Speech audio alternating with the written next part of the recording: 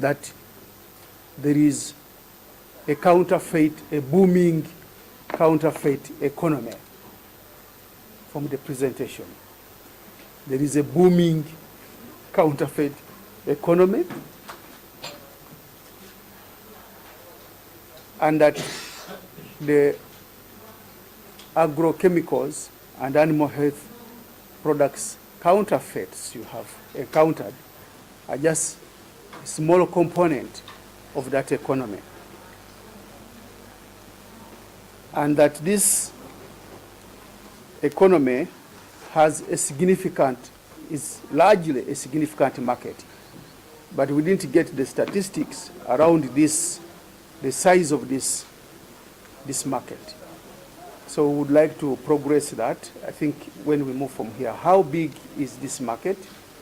And how big is this market, specifically for the agricultural chemicals and veterinary imports?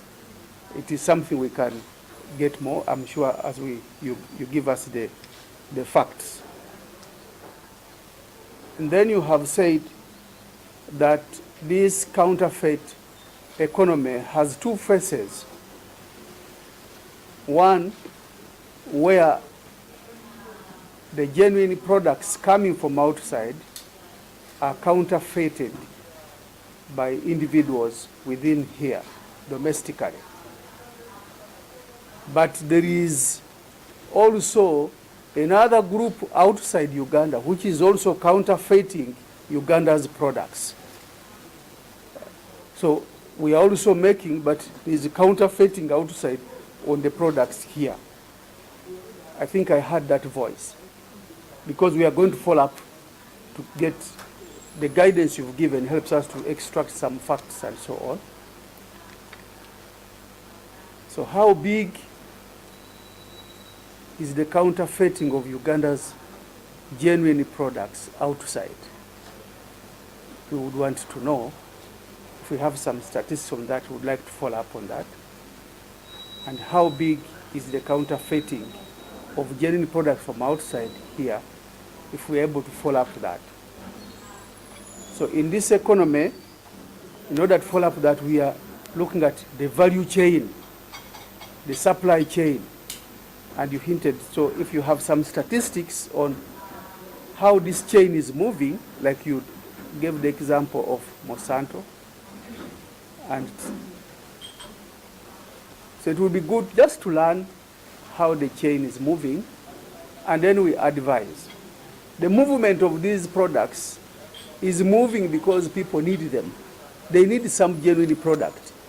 But now we have to guide the process of movement so that they are safe.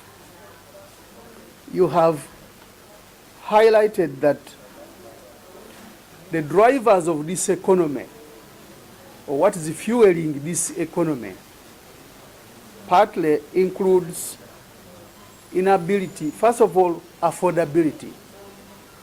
The people want the product, so there's demand.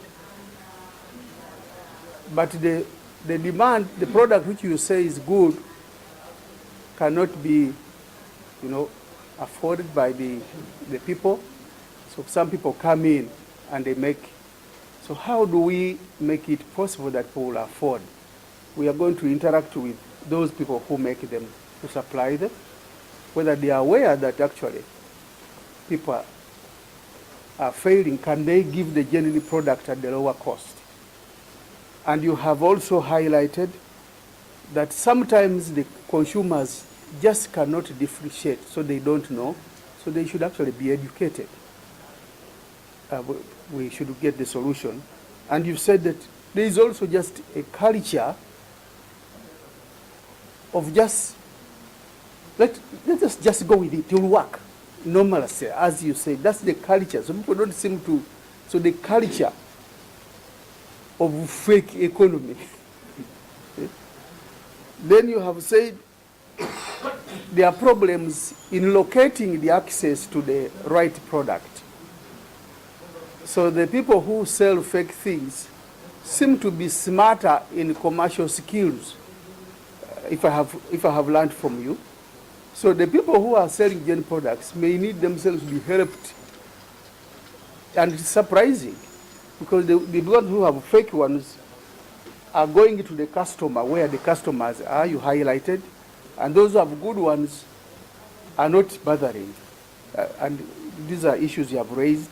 You have said, but under the fake economy, there is, concealing the true thing about, so you buy poisonous material and you don't have the specification. So the key guideline you have said, specification is the key indicator of fakeness. If I've understood you, you may want to comment on that.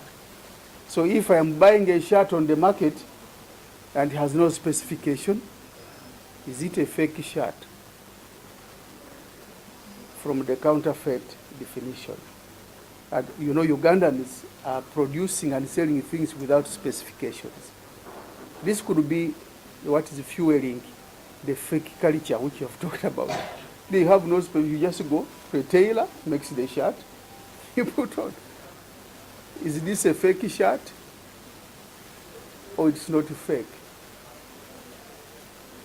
We don't have to answer it now, but those are the thoughts you have given us, which we are going to look at. So if people all over the place are buying things without specifications, then actually it's a fake economy. But we have to discuss that properly and understand. And that could explain why probably we have challenges in telling people that this thing has no specification, because they're just buying things without specifications. What can we do as we build on that? And then you've talked about manipulating the demography, the nature of our people. They are young people, they have high aspirations, they are being manipulated. And of course, the ability to afford, which is the income. And you propose that therefore we need a multi-sectoral approach because there are system complexities, so it should be a systems approach. If I've got you right, you're saying we should have a systems approach to our recommendation. And that brings me to another voice I've heard from you, which is saying that in order to build a strong system, we should strengthen the governance. In order to build this, because you said multidisciplinary, that's system. So the governance, and you said the structure. I think I have heard you comment on something. You said the structure should be looked at, because you can't play the team very well if you don't know whether you are which team is on the football pitch.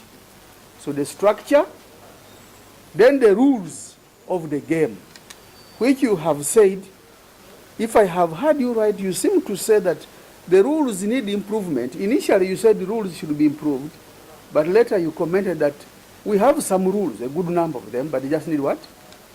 Improvement. But the problem is in enforcing the rules. So if we are going to review that structure, the team formation, the rules of the game, the people who are doing the management and enforcement would appreciate now when you reflect over that, and actually we get back to you and say, now, in view of what you have seen, how should we reconstruct the system? What rules should we put in place? Then you hinted on the agro-input sector. You seem to hint that we should be talking about a system of the agro-inputs. Just to capture, we will reflect, even you reflect, because we are working in this process of co-creation with you. Even the others will come. So when you reflect, you will again give us something back and say, based on the conversation, actually the agro-input system, which you have discussed here, should be designed like this, based on the experience. That would be one of the requests we are interested in. Because you are saying the agro-input system, in order to deliver non-fakeness, to deliver genuine things, should be constructed in order not to be parasitized on by externals, should be designed like this. That team formation is something I think I have heard you would like us to address.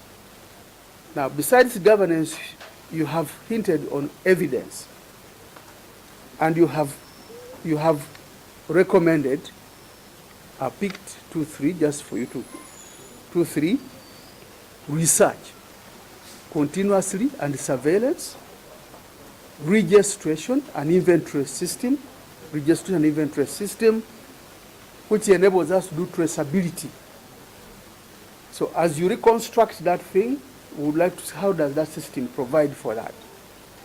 But you have also hinted that the people who are consuming, who are suffering most, are actually the farmers themselves.